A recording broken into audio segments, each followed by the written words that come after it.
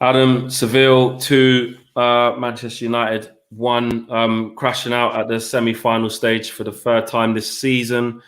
Chances to win the games not taken. At the back, calamities.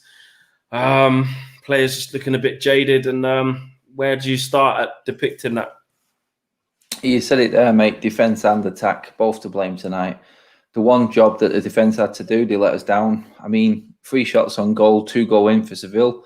33 shots in 2 games for us. We don't score 1. We've got 2 penalties to show for it. So there's an issue with goal scoring. There's an issue at the back, obviously.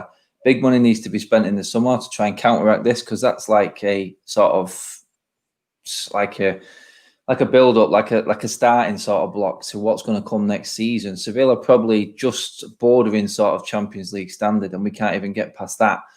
Champions League next season is going to be a whole different ballgame. And this team has just shown that on the big stage, in the big one-off games, when you haven't got another game to go back and rectify your errors from the previous one, then we failed.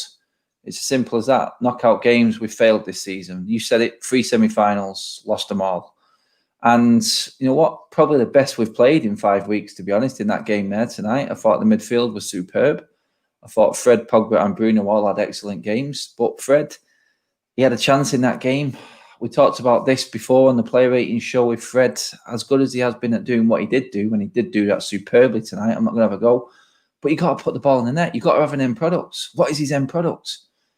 He just fills you with no confidence going forward. But he had an excellent game tonight. So he's finding a spot for him. People are going to say Matic should have played rather than Fred. I was surprised that he played, but the midfield is no issue for me, mate. The problem, and you could say it's an even one tonight with the defence and the attack.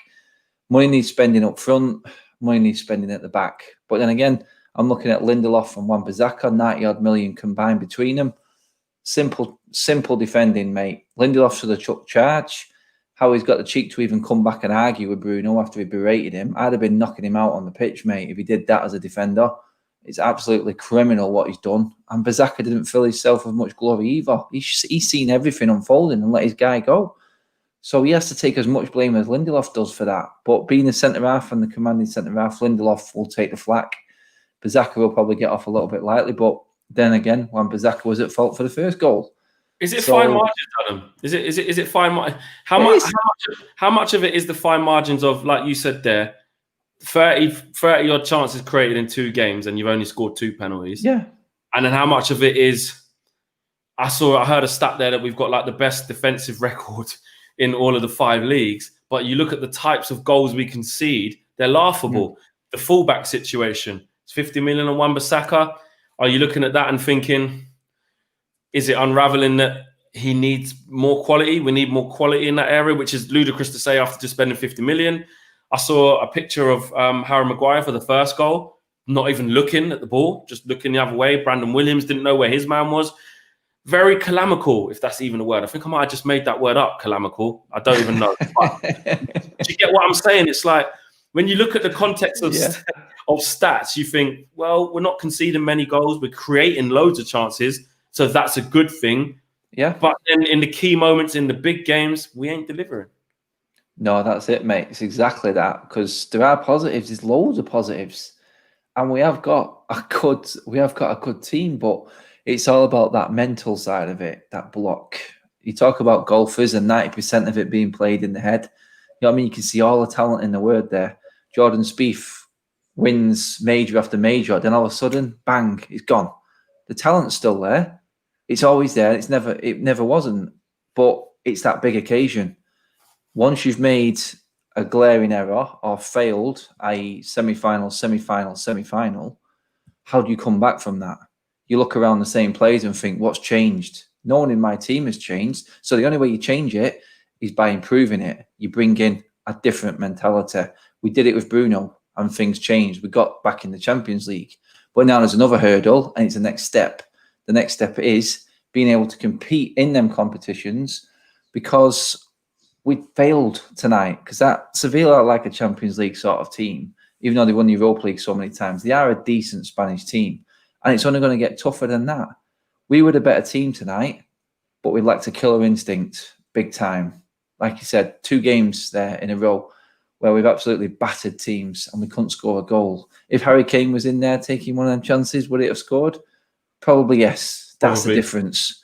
If Lewandowski gets that chance for Bayern, they're probably winning 4-5-0. There's the difference. All right, on that then, Adam. Listen, I know you've been one of Martial's biggest advocates this season, and obviously the inquest is now coming back out again because it's after a game of significant importance where he's had the chances to score. Similar in the last game as well. Some fans may say no. He's played the season of his life. He's done really well. Other fans starting to say, and ex-pros, ex-players, saying this is why you do need a Harry Kane, a Lewandowski, an Aguero, whatever you want to call it, an Aubameyang, pure goal scorer, whatever you want to call it. For you, are you looking at that as not a diss to Martial, but we do need better, or we do need another type of striker, or do you see it as we just need more potency across the whole forward line? No, it's not so much a diss on Martial, because you have to look at it and go, well, you're our number 9. And I've waxed lyrical about Martial the last few weeks, especially because I've seen him in games where he's not been there.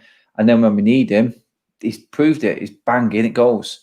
The last 2 games, we've just not had it, even though he was absolutely superb.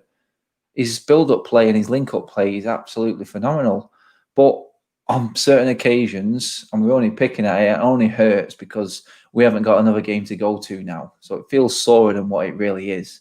He's been absolutely superb this season. Rashford has at times. Rashford's gone off the boil. He deserves more criticism than Martial does. You can't ignore it, even though we all love these players. The facts are there, aren't they? We're just not converting chances. And maybe we do need to invest in something else up front. A player, he's going to get one chance and it's going to go in because they were there. How many times did we go through on goal? How many opportunities did we have? And it didn't go in. And it felt like it. Do you know what? It felt like it was going to be one of them games, especially in that 10-15 minute spell where we were so good. But in a weird way, although Sevilla started coming back on the ball, I still felt that we would still win. Though I still felt like we'll create another chance. We'll get there, even though on the other side it was like, oh, it's one of these. I still didn't perceive that we would have another defensive cock up like that and concede such a shit goal. Mate, you just said it there. This is how we've changed. This is how we feel now. Instead of before, when we lost 2-1 to Seville at home, we were down and out, mate, and we were thinking it was the end of the world. We're coming out of this tonight thinking, right, how do we make sure this doesn't happen again? We're looking to buy 2 players, 1 in defence and 1 up front, because our midfield has done all right, has got a lot better, and it's quite clear now where the money needs to be invested. We've all been scratching our heads, having a debate week on week. Where do we need to make the investment? Well, I think tonight showed it on a big stage, big occasion. We need another centre-back. We need another forward. And probably, mate, well, you can choose one of the sides, mate. Left back and put Brandon Williams as competition for Wan-Bissaka. Or right back as Brandon Williams stays on the left with Shaw, and we have some more competition for Wan-Bissaka on the right. Well, on that then, we're trying to get Sancho for the best part of £109 million, which we pretty much know if we do have to spend that up front, that's pretty much a transfer kitty done on one player, which would be a really weird situation to be in, because as good as Sancho is, he's not going to come and fix all of the things you just said there. Your gut feeling now to finish off, Adam, then it is the end of the season now, so you can kind of begin the inquest. Would you look to maybe use the best part of 100 odd million to get things that we need, or would you still go for Sancho, knowing that could potentially make it so that that's the only player we bring in? Look at what's being brandished around, mate. They want 80 million for Koulibaly. Forget it. They want 70 odd million for Grealish. Forget it. There's 120 million there, euros, 108 million for Sancho. I'd look at what I just said there. I'd go, right, Fosu Mensah go in at right back. Let's have him and Wan-Bissaka on the right. Let's have Brandon Williams and Luke Shaw on the left. Yeah, you can get injuries. And then you're looking at maybe Axel Tuanzebe coming back in. Maybe bring a Smalling back. Get the quality. Don't go out and think we need to change the whole team. We know there's spots all over this team, but it's not worked for us in the past. 5 or 6 signings in one window does not work. I go for Sancho still. Put the money in there where you know the quality is there and you know that's one area that's sorted. Maybe tonight Sancho changes that game and we're not looking at it. look at it this way. We shouldn't have even been talking about the defence tonight. So there lies the problem. The defence shouldn't have even been talked about because it should have been to bed before it even got to that, mate. So really, if you sum it up, weight up, it's the forward line. As good as that's been, where's the clinicalness? Someone said to me tonight, we need to be clinical to win this game. There you go. That's the exact reason why we did not put the ball in the net, mate. On the flip side, it's weird because we do go 1-0 up, and I know you're chasing your tail a little bit, but if they stay switched on and don't defend like Pratt, at halftime it isn't 1-1. In the second half, I know it's 1-1, but it gives the forwards, more time to try. You're looking going into extra time, probably would have gone up. I know where you're going, mate. I know. It's hard, isn't it? It's hard. Listen, come to the fan camp. I'll see you at the player ratings for a larger inquest, bro. Long season. Go and get yourself a coffee before the player ratings. Laters, bro.